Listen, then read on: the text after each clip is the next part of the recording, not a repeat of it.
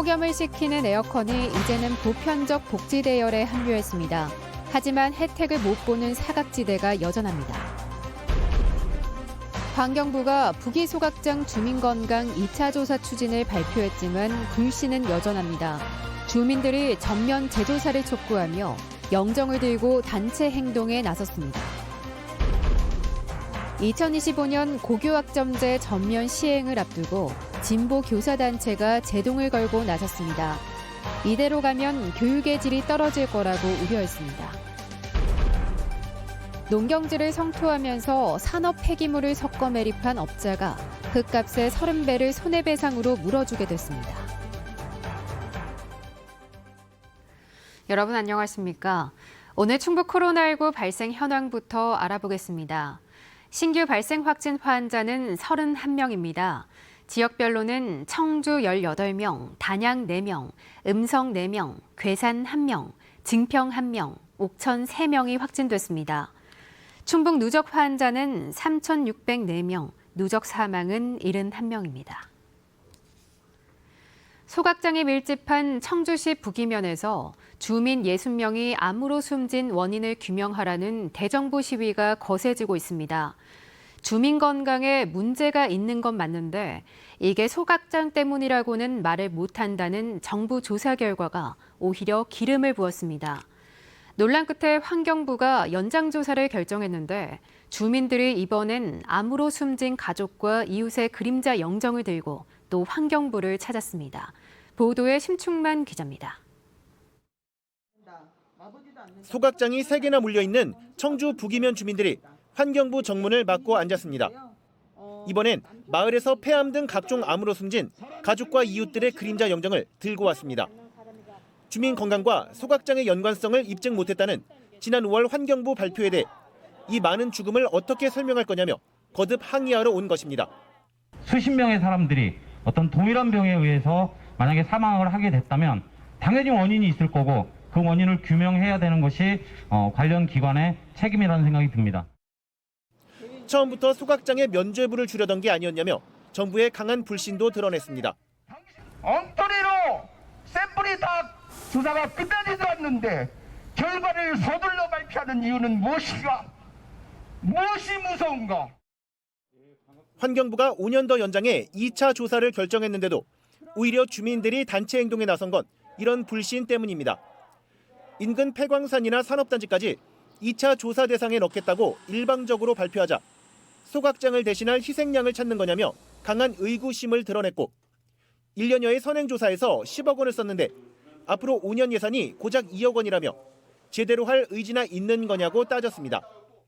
민간 소각장이 어찌됐든 있어야 되니까 이런 민간 소각장을 지속적으로 운영하기 위한 환경부의 의도가 아닌가라고 의심할 수밖에 없는 거죠. 환경부는 1차 조사의 연장 보완이라며 예산보다 중요한 건 시간이라고 반박합니다. 그때는 77가지 종류의 전반적인 조사를 진행했었습니다. 문제가 되었던 2가지 물질, 카드뮴과 다음 방향조 탄화수소에 초점을 두어서 진행하기 때문에 선행조사에 비해서 비용이 그렇게 많이 들어가지 않고 환경부는 주민 반발을 고려해 주민과 환경단체가 참여하는 협의체를 구성해 조사를 설계한다는 방침이지만 주민들은 불신 해소 노력이 먼저라고 맞서 오는 9월 조사 재개 여부는 불투명한 상태입니다. MBC 뉴스 심충만입니다. 고등학생들도 대학생처럼 원하는 과목을 골라서 들을 수 있는 고교 학점제가 2025년 전면 시행됩니다. 충북의 고등학교들도 준비 작업이 한창인데 정작 교육 현장에서는 교사들을 중심으로 반대 목소리가 커지고 있습니다. 보도에 김영일 기자입니다. 쉬는 시간마다 3355 수업받을 교실을 찾아가고 다른 반 학생은 물론 다른 학년 학생들도 함께 수업을 받습니다. 각자 원하는 과목을 선택해 해당 교실로 옮겨 다니며 수업을 듣는 고교 학점제입니다. 이동하면서 수업하다 보니까 같이 관심 있는 과목에 같은 친구들이 모여서 수업을 할 수 있어서 그런 점이 좀 더 좋은 것 같아요. 그런데 고교 학점제가 오히려 수업의 질을 떨어뜨린다는 지적이 나왔습니다. 과목이 대폭 늘면서 일부 학교에서 일본어와 지구과학 교사가 컴퓨터 코딩 수업을, 영어와 수학 교사가 보건 수업까지 담당해야 한다는 겁니다. 동료 교사들한테 물어본다든지 인터넷에서 검색한다든지 해서 모르겠어요. 자신감 있게 학생들한테 당당하게 서야 되는데 그러지 못한 측면이 없지 않아 있죠. 정교조 충북지부가 고등학교 교사 600여 명을 대상으로 한 설문조사에서도 66.2%가 고교학점제 추진 중단을, 31.2%는 보완이 필요하다고 답했습니다. 또 고교학점제로 인한 어려움으로는 수업 준비가 73.9%로 가장 많았고, 생활 지도와 시간표 작성, 유대감 없는 수업 환경, 과목 개설 협의 등이 뒤를 이었습니다. 교사들의 반발이 커지면서 전교조 충북지부도 고교학점제 중단을 촉구하고 나섰습니다. 고교학점제 추진을 즉각 중단하라! 앞서 전국 17개 시도 가운데 충북을 포함해 4곳만 추진하고 있는 고교학점제 연구선도학교 일반고 전체 확대 방침도 철회하라고 요구했습니다. 선도 연구학교의 전면 실시를 자신들의 화려한 성과로 포장해서는 안 될 것입니다. 충북교육청은 즉시 폐기해야 합니다. 하지만 도교육청의 입장은 단호합니다. 전국적으로 고교학점제 전면 시행이 4년도 채 남지 않은 상황에서 더 이상 늦출 수는 없다는 겁니다. 또 연구선도학교 지정으로 고교학점제 도입 과정에서 나타나는 문제들도 미리 해결할 수 있다고 강조했습니다. 연구선도학교를 반드시 운영을 해서 미리 사전에 그런 부분들을 찾아내가지고 우리가 조치를 통해서 2025학년도에 본격적인 시행에 차질이 없도록. 교사와 교육당국의 상반된 입장이 확인된 상황에서 앞으로 고교학점제 추진 과정에서 적지 않은 갈등을 예고하고 있습니다. MBC 뉴스 김영일입니다. 청주의 한 헬스장을 중심으로 사흘째 연쇄 확진이 이어지고 있습니다. 청주시는 지난 20일 확진된 한 20대의 동선을 파악해 가족과 지인 등 접촉자는 물론 같은 헬스장 이용객을 상대로 선제 검사를 벌인 결과 오늘만 10명을 비롯해 사흘 동안 모두 16명이 무더기 확진 판정을 받았다고 밝혔습니다. 또 부대 복귀 전 검사를 받은 군인을 비롯해 헬스장과 무관하게 무증상 상태로 선제 검사를 받은 4명이 확진 판정을 받는 등 오늘 하루 청주에서만 18명이 확진됐습니다. 한범덕 청주시장은 브리핑을 자청해 470여 개 체력 단련 장업 모든 종사자들에게 오는 25일까지 자진 PCR 검사를 받도록 권고하고 이후 불응한 종사자들은 강제 검사를 받도록 행정명령하겠다고 예고했습니다.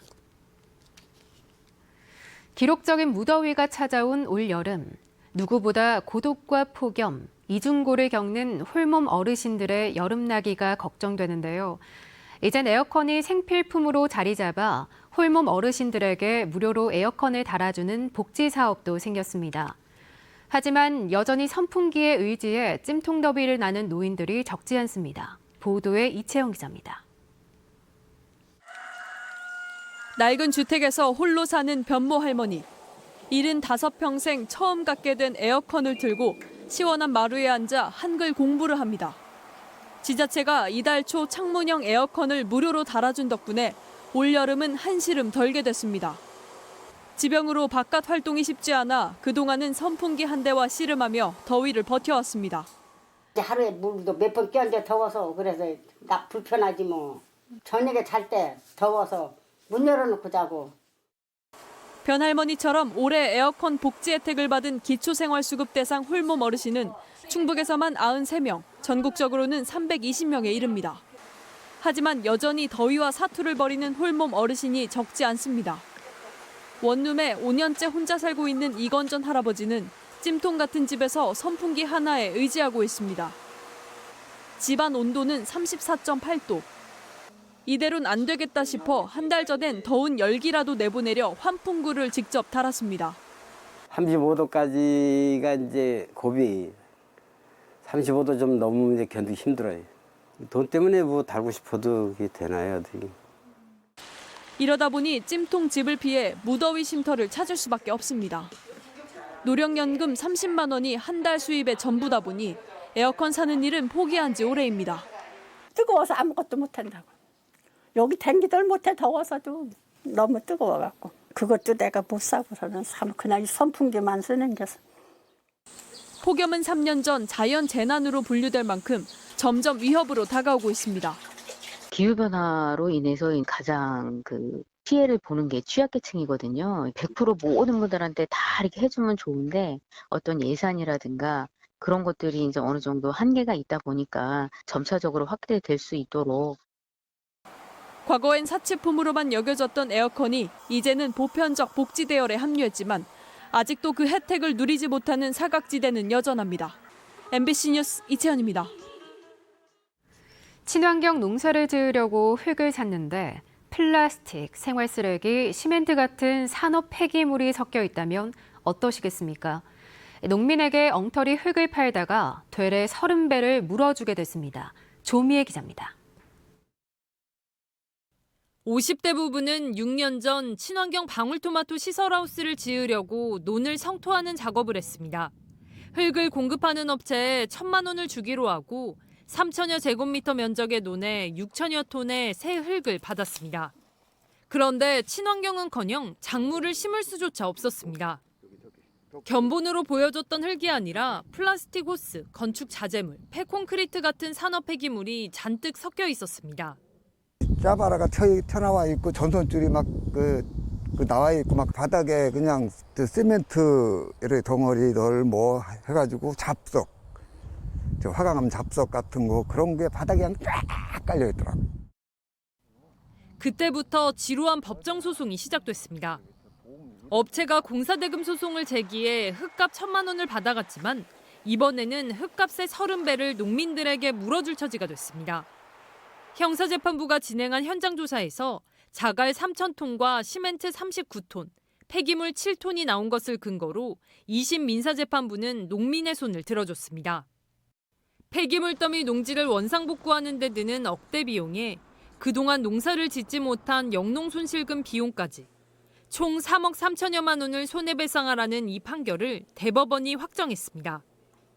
그러나 아직 다 끝난 게 아닙니다. 앞서 형사사건 1심 재판부는 흙은 문제가 있지만 공급업체가 문제의 흙을 어디서 언제 반입했는지, 실제 불법 매립이 맞는지 입증되지 않는다며 업체에 대해 무죄 판결을 내렸습니다. 파이프까지도 준비를 다 해놓은 상태에서 이렇게 되는 바람에 무척 힘들고 돈이 어느 정도 나와야지 우리가 이걸 흙을 파서 다시 새 흙을 받아서 친환경 농사를 질 건데 지금 아직 가다보다 적도 없고. 흙 1,000만 원어치를 팔았다 되레 30배를 물어주게 된 업체 측은 원청과 하청업체로부터 흙을 받아왔을 뿐 이런 흙인지는 본인도 몰랐다. 억울하다는 입장으로 법정 다툼은 아직 현재 진행형입니다. MBC 뉴스 조미입니다.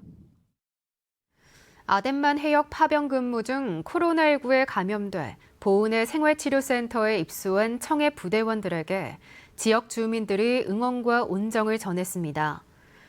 보은군 장안면 서원리 주민들은 생활치료센터로 사용되는 사회복무연수센터 정문에서 군과 합동지원단 대표에게 200만 원 상당의 격려품을 전달하고 쾌유를 기원했습니다. 서원 계곡이 위치해 여름철 관광객이 많이 몰리는 지역인 만큼 매출 손해를 감수해야 하지만 주민들은 국가 수호를 위해 헌신한 장병들을 위해 생활치료센터 개소를 수용했습니다. 한편 지난 19일부터 운영하고 있는 보은의 생활치료센터에는 200명의 청해부대원 경증 확진자가 입소해 있습니다. 충북경찰청 반부패 경제범죄수사대는 개발사업 관련 입찰 정보를 유출한 혐의로 충북개발공사 직원을 입건하고 사무실을 압수수색했다고 밝혔습니다. 경찰은 증거물을 확보해 분석하고 있는 단계라 구체적인 피의자 신분과 혐의에 대해서는 밝히지 않았습니다. 경찰은 지난 5월에도 비공개 정보를 이용해 땅 투기를 한 혐의로 충북개발공사 직원을 입건하고 사무실을 압수수색했습니다. 뉴스를 마칩니다. 고맙습니다.